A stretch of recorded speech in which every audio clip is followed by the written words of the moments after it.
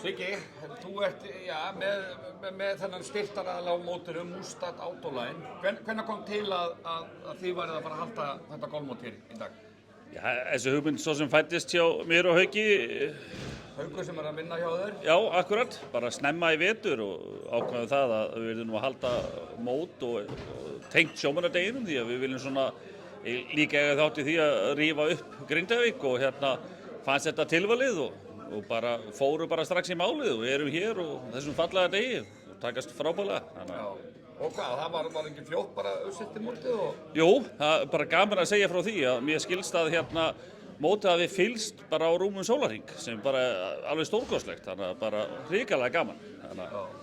Og náttúrulega haldið á bara þessari helgi, sjómannahelgin sem að fyrir rýmingu og allt þetta, þá var sjómanni síkótti aðal staðurinn á Íslandi og ekki einhverja pælinga með, það er einhver hugur í fólkinu í Grindavík núna eða ekki, það er eitthvað húllum hæg í gangi? Jú, það er húllum bara, það er bryggjuball í kvöld og bara áfram gakk og svo bara fjör og gaman á morgun og sjálfna sjómannadaginn og bara hrikalega gaman að vera þetta, fengum töluvert af sjómönnum bara með okkur inn í dag og sem starfa í bransanum og þetta bara gæti ekki verið skemmtilegra sko. Og mótið, menn það var fínt að bara svona byrja aðeins að blása, svo sem? Já, það er náttúrulega í Grindavík og þetta er náttúrulega bara þessi hlýja góla sem kom hérna af og til og það var bara notalegt en að vera hérna og fá hól í höggi og annað slíkt á þessu móti, ég meina, já. Ræða við þann. Já. En hvað með þér sjálfan, þú spilaðir? Ég spilaði sko, já, ég meina, þetta er ekki eins og bara ólympíuleikunum, bara fá að vera með, þetta finnst mér stórkostlegt sko, þannig að það þarf að æfa sig til þess að vera betri en maður er að reyna, þannig, já.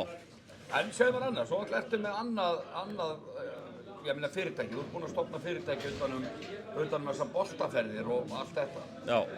Og hvað heitir það og hvernig gengur það hjá þér? Það eru njóttuferðir og það gengur bara svakalega. Við erum svo sem að reyna bara bjóða upp að hagstæðar ferðir á enska boltan og það hefur gengið bara vonum framan í vetur og bara virkilega gaman og höldum því bara ótröð áfram, ekki spurning. Já, og meina æfingaferð, þú ert fann að bjóða upp á æfingaferði líka, fyrir lið. Já, fórum 3 lið að Suðurnesjum aftur í hagstæðar æfingaferði til Spánar, kannski ferðir sem eru 100 til 150 krónum ódýrari heldur en svona annar staðar, en alls ekki síri, óbáslega skemmtilegar og var bara stórgóðslegt í massu atvik. En eins og bara golfferðir, hafið eitthvað verið í því, eftir eitthvað pælja að fara út á þann marka líka? Já, þá við byrjum aðeins í haust, við förum með 1-2 svona, hvað maður að segja, hagstæðar golfferðir, kannski ekki á þess að 5 stjörnu velli eitthvað svoleiðis, sem við sjáum bara hvað við getum gert og tökum smá pröfukeysla á þessu haust og bara gott að það verði ekki gaman. Og þú náttúrulega hefur bara mikla, menna þú hefur lengi verið í þessum bransa og getur ekki retta miðum hvort það eru tónleikar eða hvað? Jú,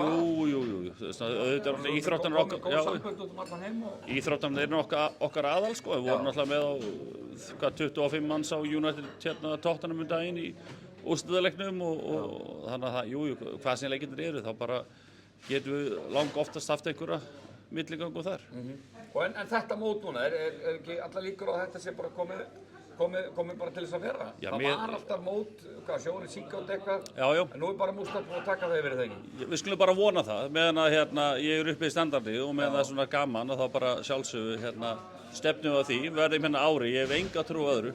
Frábært, takk hérlega fyrir. Takk sömuleiðis.